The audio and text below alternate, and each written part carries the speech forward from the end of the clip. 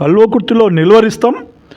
రేవంత్ రెడ్డి నిలబడ్డా సరే, నేను ముఖ్యంగా మీకు ఇది ఓపెన్ చెప్తున్నా తమ్ముడు, ప్రెస్ ముఖంగా చెప్తున్నా, కేసీఆర్ గారు ఆదేశిస్తే ముఖ్యమంత్రి రేవంత్ రెడ్డి నిలబడ్డా నేను ఎమ్మెల్యేకి నిలబడతా కల్వకుర్తిలా టీఆర్ఎస్ పార్టీ నుంచి. ప్రధానంగా ఒక చర్చ అనేది కల్వకుర్తి కాన్స్టిట్యున్సీ వ్యాప్తంగా ఒక చర్చ అనేది కొనసాగుతుందన్న. ఇది ఏంటంటే ఉప్పల చారిటబుల్ ట్రస్ట్ ఆధ్వర్యంలో నిర్వహిస్తున్న ఈ కార్యక్రమాలు ఏవైతే ఉన్నాయో, ఈ కార్యక్రమాల నేపథ్యంలో ఖచ్చితంగా ఉప్పల వెంకటేష్కి ఖచ్చితంగా బీఫామ్ వచ్చే అవకాశం ఉందనే కోణంలో ఒక చర్చ నడుస్తుంది. అంటే మీరు ఏదో పత్రికా ముఖంగానో లేదంటే సభలు సమావేశాల్లో చెప్పడమో లేదంటే మీ అనుచరులు మీ మీద ఉన్న ప్రేమతో అభిమానం చెప్పడం కాదు, సామాన్య జనం లేదంటే గ్రామీణ ప్రాంతాలకు సంబంధించిన ప్రజలు కావచ్చు, తండాల్లోని గిరిజన ప్రజలు కూడా ఈరోజు చెప్పడం జరుగుతుంది. ఉప్పల వెంకటేష్ లాంటి వ్యక్తికి ఒకవేళ అవకాశం లభిస్తే, ఒక ఎమ్మెల్యేగా ఆయనకు ఒక అవకాశం లభిస్తే, ఒక ట్రస్ట్ ఆధ్వర్యంలోనే కోట్లాది రూపాయలు వెచ్చించి తన సొంత ఖర్చులతో ఒక ఇండ్ల నిర్మాణం కావచ్చు, ఒక ప్రభుత్వం చేయాల్సిన కార్యక్రమాలు ఏవైతే ఇండ్ల నిర్మాణాలు కావచ్చు, పేదలకి అంటే పేదల్లో ప్రధానంగా ఎస్సీ ఎస్టీ బీసీ మైనార్టీ వర్గాలకు సంబంధించిన బహుజన వర్గాలే ఉన్నాయి. ప్రధానంగా మీ సేవలు కూడా ఆ వర్గాలకి అత్యధికంగా ఉన్న నేపథ్యంలో ఉప్పల వెంకటేష్ లాంటి వ్యక్తి ఎమ్మెల్యే అయితే ఈ ప్రాంతం మరింత ఉన్నతంగా అభివృద్ధి చెందుతుందనే కోణంలో, అది విద్యాపరంగా కావచ్చు, వైద్యపరంగా, ఉద్యోగం తదితర అంశాల్లో అత్యున్నతంగా అభివృద్ధి చెందుతున్న కోణంలో ఒక చర్చ అనేది మొదలైందన్న. దీని గురించి మీరేమంటారు అన్న? కల్వకుర్తి నియోజకవర్గంలో నేను ఎమ్మెల్యే అయినా కాకున్నా అవుతానే నమ్మకం పూర్తిగా నాకుంది. పార్టీ మీద నమ్మకం నాకుంది. నాకే బీఫామ్ ఇస్తుందనే నమ్మకం కూడా పూర్తిగా నాకు విశ్వాసం ఉంది. కేసీఆర్ గారు, కేటీఆర్ గారు కూడా ఎన్నో సందర్భాలలో నీలాంటి వ్యక్తి వయసులలో చాలా తక్కువ, నీలాంటి వ్యక్తి ఈ సమాజానికి అవసరం, నువ్వు కూడా పార్టీకి అవసరం అని చెప్పి నన్ను పార్టీలకు తీసుకున్నారు. తీసుకున్న సందర్భాలలో కూడా ఎన్నోసార్లు నాతో మాట్లాడారు. ఈరోజు నన్ను ఇన్ఛార్జిగానో నాకే అనౌన్స్ చేయకపోయినా లాస్ట్ ఎలక్షన్ సమయంలో డెఫినెట్గా ఉప్పల వెంకటేషే ఈ కల్వకుర్తి టీఆర్ఎస్ పార్టీకి జెండా అవుతాడు, డెఫినెట్గా నాకు వస్తుందనే నమ్మకం ఉంది. Second one, service oriented. నా జీవితమే సర్వీస్. ఇలా ఏ పదవి లేకముందే కొన్ని కోట్ల రూపాయలు నేను సంపాదించిన సంపాదనను ఖర్చు చేసి పేదోడికి అండగా ఉన్నా. నేను ఒక ఎమ్మెల్యే అయితే ఏ రకంగా ఉంటుందో ఆలోచన చేసుకోవాలి ప్రజలు, గ్రామాలలో ఉన్న యువకులు. నేను ఏ పదవి లేనాడే విద్యను 8,000 మందికి పిల్లల్ని చదివించిన. ఈ సంవత్సరం విద్యా సంవత్సరం 550 మంది పిల్లలు ఉన్నారు. అగో అక్కడ పక్కన 45,000 సేఫ్టీ నా సొంత డబ్బులతో కడుతున్నా. సొంత ఇల్లు కట్టుకునేటోళ్ళు లేడు, సొంత పిల్లల్ని చదివించుకునేటోళ్ళు లేరు. కొన్ని వేల మంది పిల్లల్ని నేను ఈరోజు చదివిస్తున్నా. 20 ఏళ్ళ నుంచి సర్వీస్ యాక్టివిటీస్ చేస్తున్నా. ఖచ్చితంగా ప్రజలు నా వైపు మల్లుతారు.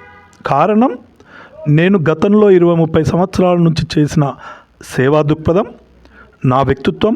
చాలామంది మైకులు తీసుకొని చాలా మాట్లాడతారు. రాజకీయ నాయకులు మైకులు తీసుకొని ఎన్నైనా మాట్లాడతారు. రేవంత్ రెడ్డి కూడా చాలా మాట్లాడింది. 100 రోజులలోనే 6 గ్యారెంటీలు అన్నాడు. కానీ ఆచరణలో ఇవ్వడం, అది నిరూపణ చేసుకోవడం, దాని కొరకు నిలబెట్టుకోవడం చాలా కష్టం. కానీ ఉప్పల వెంకటేష్ అది కాదు. నోట్లకి వెళ్ళి మాట వచ్చిందంటే దాన్ని నిలబెట్టిండి ఇప్పటివరకు. మొన్న కూడా నేను చాలా గ్రామాలల్లో గ్రామ పంచాయతీ ఎలక్షన్లల్లో మాట ఇచ్చిన. ఏం మాట ఇచ్చిన? నా సర్పంచ్ అభ్యర్థులను గెలిపించండి, ఇందిరమ్మ ఇండ్లు ఎన్ని వస్తాయో అంతకన్నా 10 ఎక్కిస్తాను నేను మాట ఇచ్చిన, ప్రమాణాలు చేసిన. రేపు నిలబెట్టుకుంటా, చూస్తారు కదా. ఈ 3 ఏళ్ళు ఎలక్షన్ లోపే నేను మాట ఇచ్చిన మాట నిలబెట్టుకుంటా. అది 50 కోట్లు కానీ 100 కోట్లు కానీ. నేను మాట ఇచ్చిన ఇండ్లను నిర్మాణం చేస్తా. నాకు కోసుకునే శక్తి ఉంది. నేను సంపాదించిన సంపాదన 10 రూపాయలలో 5 రూపాయలు ప్రజల కొరకు ఖర్చు చేసే వ్యక్తిత్వం ఉంది, తెగింపు ఉంది. నా కుటుంబం ఆ నేపథ్యంలో ఉంది. ఈ అవతల వ్యక్తి చాలామంది తన డబ్బులు ఉన్నాయి, నాకు వాళ్ళ తను ఉన్నది, పైసలు నా తను ఏం లేవు. కానీ మాట ఇచ్చిన మాటను నిలబెట్టుకోవడం, 10 మందికి సహాయం చేయడం, ఆ వ్యక్తిత్వాన్ని నిలబెట్టుకొని సమాజంలో ముందుకోవడం నా నైజం. అది నా బ్లడ్. దాని కొరకు చచ్చిపోవంటే చచ్చిపోతా. దాని కొరకు నేను మాట కొరకు నేను మాట్లాడిన మాటను నిలబెట్టుకోలేకపోతే ఆ రోజు నాకు చావుతో సమానం. అది నేను బ్రతికుండి కూడా వేస్ట్. ఆ రకంగా ఫీల్ అవుతా. ఆ ఫీలింగ్ ఉన్నోని తప్పకుండా సర్వీస్ యాక్టివిటీస్ చేస్తా. నాకంటూ ఒక ప్రభుత్వం వచ్చి ఎమ్మెల్యే అయితే కల్వకుర్తి తాలూకాలో సమూలంగా మార్పులు చేస్తా. గ్రామానికి కొంతమందినైనా పేదవాళ్ళను సమాజం దిశగా తీసుకొస్తా. విద్య, వైద్యం, నా పిల్లలు డాక్టర్స్. ప్రతి మండల కేంద్రంలో నేను హాస్పిటల్ కడతా, ఉప్పల చారిటబుల్ హాస్పిటల్ కడతా.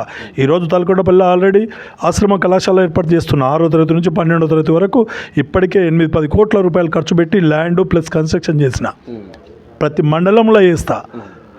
అసలు నేను ఒక గవర్నమెంట్లోనే ఉంటే ఏం లేకముందే నా సొంత డబ్బులనే ఇన్ని తాకట్టు పెట్టి దాన్ని క్లోజ్ చేస్తుంటే కోసుకుంటుంటే ఒక ప్రభుత్వంలోకి పోయినప్పుడు నేను ఎందుకు లాబింగ్ చేయలేను? అనేక రకాల లాబింగ్ తెలంగాణ రాష్ట్రంలో ఏ తాలూకాలో జరగని లాబింగ్ని నాకు ఆ చతురత ఉంది, లౌకికం ఉంది, కోసుకునే వ్యక్తిత్వం ఉంది. అవసరం అయితే ప్రభుత్వంలో లాబింగ్ చేసి ఆ పనులను కల్వకుర్తి తాలూకా గడ్డకు, నా పేద వర్గాలకు, నన్ను మనసులో పెట్టుకుని నాకు నిలువరించిన నాయకత్వాన్ని ఇచ్చిన ప్రజలకు నిలబెట్టడానికి ప్రాణం పోయే వరకు కూడా వాళ్ళు వెంబడి ఉంటా. అన్న